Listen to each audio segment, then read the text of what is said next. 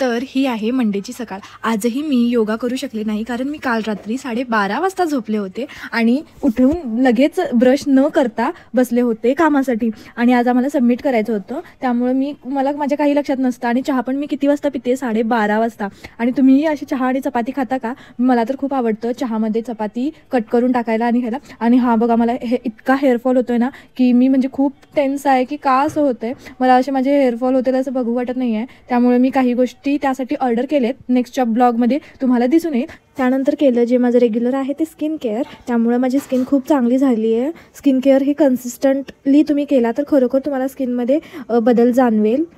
आणि मला रेग्युलर काहीतरी लिहावं लागतं, त्यामुळे मी न्यू बुक काढली होती कारण माझी ओल्ड बुक ती आता भरली होती। त्यानंतर मी केला होता लंच आणि लंचमध्ये तुम्ही बघितलं असेल मी गूळ आणि तूप चपातीबरोबर खात होते, खूप छान लागतं। तुम्ही एकदा नक्की ट्राय करून बघा हे combination. Thank you so much for watching this video. Please stay tune, like, share, subscribe आणि कमेंट करायला विसरू